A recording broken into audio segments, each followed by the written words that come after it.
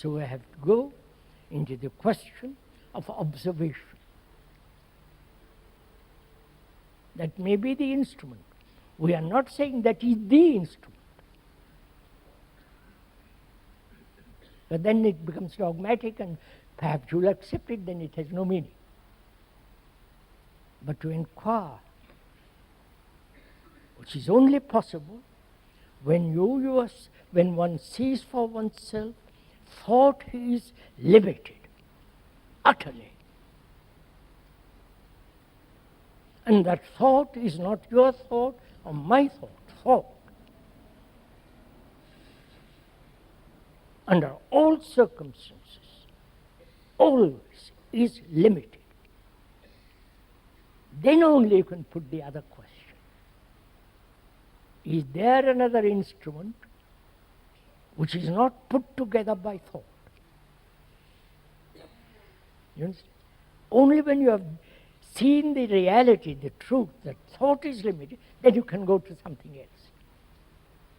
But if you are confused, then you will be playing a game. Is it clear?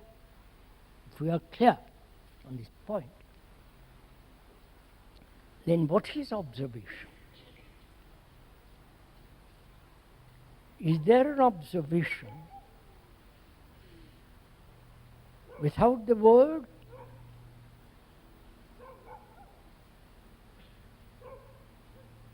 Without association, which is remembrance, which is the chain of incidents, remembrances and activity, chain of it. Is there an observation without the past?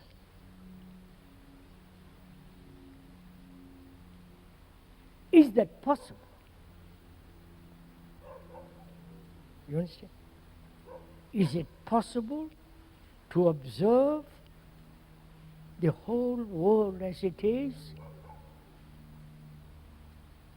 Not from any bias, not from the point of view of an American, British, Russian, an idealist, a terrorist, which are all a bias, whether it is historical bias or bias brought about through reason, it is still a bias. Can one observe this world, this society around us? And therefore, myself, which is my loneliness, is there an observation without the past? The past being the word,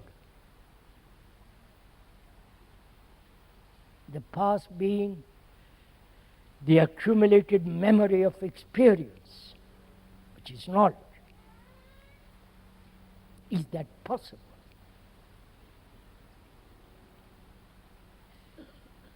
To look as though you are looking at the world around us, the society, as for the first time afresh.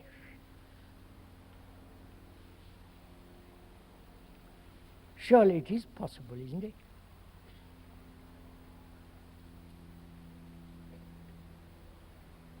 To look at the speaker, I'm taking that as an example, without all the reputation, all that nonsense. To look not at the figure, not at the form, but what he's saying. Which means you have to listen.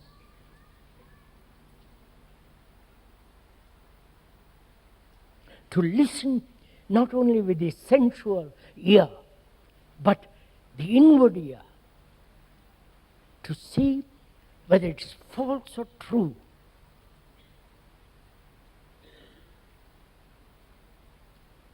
So this listening requires attention. Not translate what you hear to please yourself or to accommodate it to the past memories, but to listen so without any single movement of thought.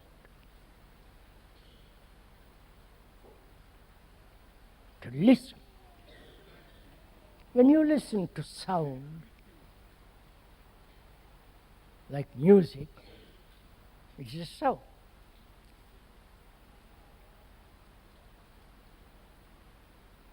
Can you listen to that sound without naming who wrote it, who composed it?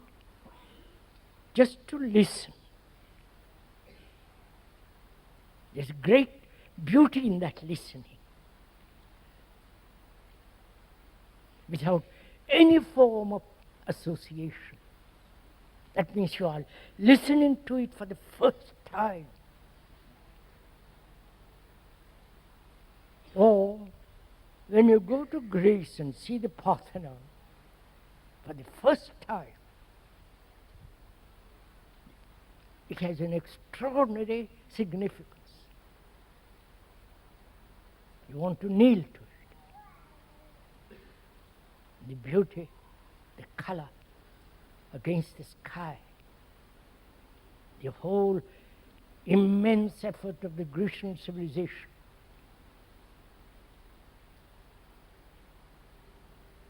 So in the same way, can we look at this problem without the word, without the association, without any form of relationship?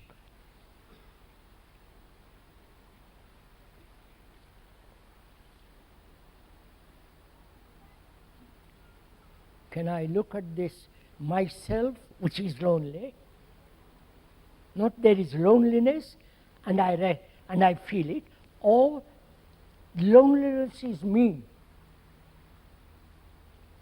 I have brought about this loneliness by self-centered activity, by pursuing my own desires and ambitions, greed, and all the rest of it. So,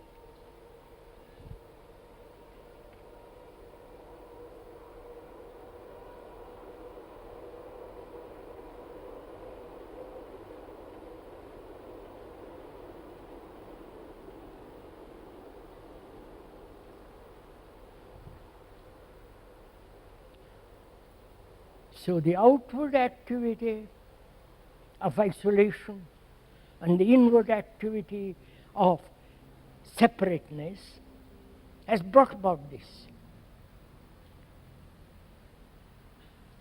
Right? That is the cause.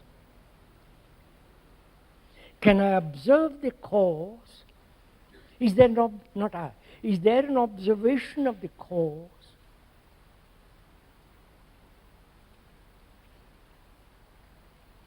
Without wanting to transform it, change it. You understand? Just to observe it.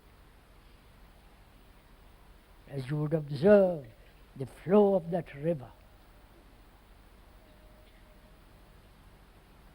You cannot change the depth of that water, the purity of that water, the swiftness of that water. So can you observe the cause? The cause being the whole way of our life.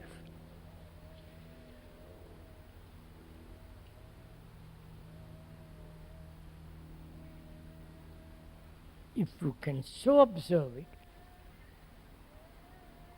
that very observation, which is the ending of the cause, and therefore the effect, which is loneliness, is gone. And this is not just words. You have to work at it, look at it.